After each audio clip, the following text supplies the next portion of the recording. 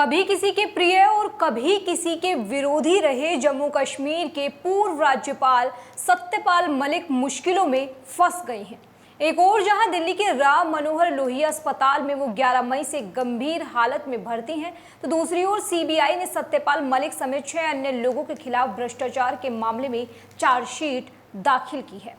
ये मामला 2200 करोड़ रुपए की लागत वाले किरू जल विद्युत परियोजना के सिविल वर्क्स के ठेकेदारों में कथित भ्रष्टाचार से जुड़ा हुआ है। लेकिन 300 करोड़ की रिश्वत के इस मामले में ये बात बड़ी हैरान करती है कि सत्यपाल मलिक इस मामले को लेकर दावा करते हैं कि मैंने ही रिश्वत का भांडाफोड़ किया था, लेकिन चार्जशीट मेरे ही खिलाफ दाखिल कर दी गई। इस पर हम बात करेंगे, लेकिन बता दें कि जैसे ही खबर आती है कि सीबीआई ने सत्यपाल मलिक समेत 6 लोगों के खिलाफ चार्जशीट दाखिल की है, तो इसी बीच उनकी गंभीर हालत में अस्पताल के बेड से तस्वीर भी सामने आती है, जो उन्होंने खुद शेयर की है। पोस्ट में उन्होंने ये भी लिखा है कि अभी मेरी हालत बहुत खराब है, जिसके बाद कई दिग्गज उनसे मिलने अस्पताल पहुंचे हैं, जिसमें नेता प्रतिपक्ष राहुल गांधी भी शामिल है। आम आदमी पार्टी के महासचिव राज्यसभा सांसद संजय सिंह ने सीबीआई चार्जशीट की टाइमिंग को लेकर नाराजगी जताई। उन्होंने लिखा, मोदी सरकार निर्दयी है। लेकिन सवाल ये कि जब वो 11 मई से अस्पताल में भर्ती हैं, तो ये पोस्ट चार्जशीट दाखिल होने के बाद ही क्यों की गई, इससे पहले क्यों नहीं? क्या ये सीबीआई अधिकारियों के लिए ही थी? खैर, ये बात सही है कि राजनीति में निष्ठा स्थायी नहीं रहती। सुविधा और उपयोगिता के आधार पर निष्ठा टिकती भी है, बदलती भी है। क्योंकि 2014 के बाद जब देश की राजनीति बदली, तो बहुत सारे लोगों ने राजनीतिक फायदे नुकसान का गणित लगाकर अपनी निष्ठा बदल बीजेपी और नरेंद्र मोदी का हाथ थामा। और सत्यपाल मलिक इसका सटीक उदाहरण है। आपको जान के हैरानी होगी कि सत्यपाल मलिक वो ऐसे अकेले नेता हैं जो पीएम मोदी के बहुत करीबी होने के बाद अलग हुए थे। राहुल गांधी जैसे नेता सत्यपाल मलिक को इतनी इज्जत देते हैं कि उनका इंटरव्यू तक उन्होंने लिया था। सत्यपाल मलिक के बारे में बात करेंगे तो बात बहुत दूर तक जाएगी, क्योंकि पोल पट्टी खोलने का भी वो दावा करते हैं। सत्यपाल मलिक के खिलाफ चार्जशीट, राहुल गांधी की पोस्ट और सत्यपाल मलिक का राजनीतिक इतिहास, सब पर बात करेंगे। नमस्कार, आप देख रहे हैं न्यूज वॉच इंडिया। मैं आपके साथ रूपाली शर्मा।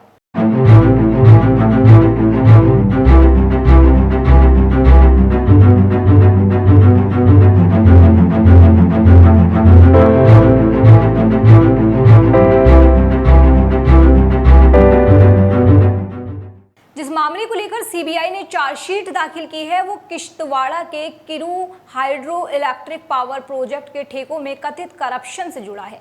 ये मामला तब का है जब वो जम्मू कश्मीर के उपराज्यपाल हुआ करते थे। तब उन्हें इस प्रोजेक्ट को लेकर रिश्वत ऑफर की गई थी, ऐसा उनका खुद का कहना है। वो कई बार ये कह चुके हैं कि उन्हें इस प्रोजेक्ट को लेकर रिश्वत ऑफर की गई। यही नहीं, सबसे ज्यादा बवाल तो तब मचा जब उन्होंने बिजनेसमैन अनिल अंबानी और आरएसएस के एक नेता के खिलाफ घूस लेने का आरोप लगाया। उन्होंने कहा, राज्यपाल होते हुए मेरे सामने 2 फाइलें आई। इसे लेकर सचिव ने बताया कि आप दोनों से 1.5 करोड़ पा सकते हैं। वो तो ये भी दावा करते हैं कि मैंने ये कहकर घूस रिजेक्ट कर दी कि मैं 5 कुर्ते लेकर आया हूँ, उन्हीं के साथ जाऊंगा। सत्यपाल मलिक ने कितना सच बोला, कितनी कहानियां सुनाई, इस पर बहस होती रही है। बता दें कि फरवरी 2024 में सीबीआई ने दिल्ली से सत्यपाल मलिक के घर समेत 30 जगहों पर इस मामले में रेड डाली थी। 2200 करोड़ रुपए के करप्शन के मामले में सत्यपाल मलिक आरोपी हैं, लेकिन वो प्रभावशाली लोगों के खिलाफ भी बोलने में पीछे नहीं रहे। खैर, वो बात अलग है कि उनकी बात में कितनी सच्चाई है, कितनी नहीं। जब 2020 में मोदी सरकार 3 किसान कानून लाई, तो उन्होंने इसका भी विरोध किया और दावा किया कि जब वो इस मामले पर पीएम मोदी से मिले तो वो बहुत घमंड में थे। साथ ही ये भी कहा कि जब मैंने कहा कि हमारे 500 लोग मर गए, तो तब पीएम मोदी ने कहा कि क्या मेरे लिए मरे हैं।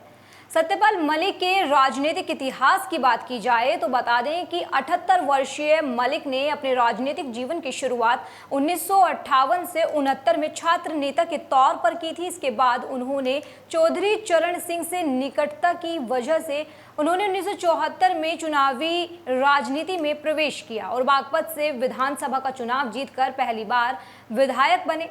बाद में चरण सिंह के साथ ही लोकदल में शामिल हो गए। उन्हें चरण सिंह ने पार्टी का महासचिव बनाया। 1980 में मलिक लोकदल की ओर से राज्यसभा पहुंचे, वहां भी ज्यादा देर नहीं रुके। साल 1984 में मलिक कांग्रेस के रथ पर सवार होकर 1986 में एक बार फिर राज्यसभा पहुंचे, लेकिन राजीव गांधी के कार्यकाल के दौरान बोफोर्स घोटाले के बाद 1987 में कांग्रेस से इस्तीफा देकर वीपी सिंह के नेतृत्व वाले जनता दल में मलिक शामिल हो गए।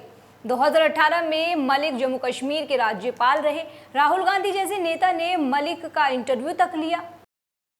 ये मतलब हमारे जो पॉलिटिशियंस है, काफ़ी लोगों को ये हो जाती है कि बस बनना ही बनना है। हाँ, मतलब सब कुछ कॉम्प्रोमाइज़ करके बनना है। मैं आपको कह रहा हूँ, आपकी पूरी जो स्ट्रेंथ है जो किसी के पास नहीं है, वो ये है कि मुझे कुछ नहीं चाहिए। इससे सामने वाले सब खलास हो जाते हैं। बट ये होता क्यों है कि मतलब इतनी मतलब इम्पेशंस हो जाती है कि बस हर हालत में ही मतलब काफ़ी पॉलिटिशियंस ऐसे होते हैं। आज़ादी के फौरन बाद तो राजनीति एक तरह से कर्तव्य था और लोग करते थे उसको उस तरह, फिर ये प्रोफेशन हो गया और अब ये बिजनेस हो गया है।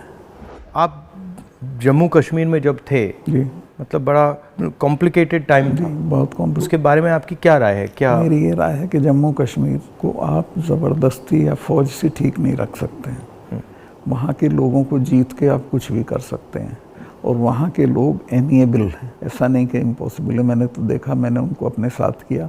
पीएम मोदी के कभी करीबी रहे तो कभी उनके खिलाफ खुलकर बोलते, कभी ये तक दावा कर दिया कि 2024 में मोदी सरकार सत्ता में नहीं आएगी। अब बता दें कि चार्जशीट के दाखिल होने पर पूर्व राज्यपाल सत्यपाल मलिक ने एक्स पर लिखा, नमस्कार साथियों, मेरे बहुत से शुभचिंतकों के फ़ोन आ रहे हैं जिन्हें उठाने में मैं असमर्थ हूं। अभी मेरी हालत बहुत ख़राब है, मैं फ़िलहाल अस्पताल में भर्ती हूं और किसी से भी बात करने की हालत में नहीं हूं।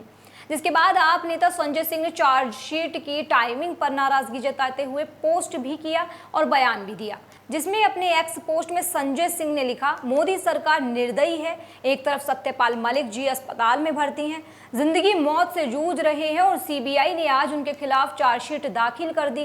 खैर, मलिक पर आरोप गंभीर है और सीबीआई मामले में कार्यवाही कर रही है।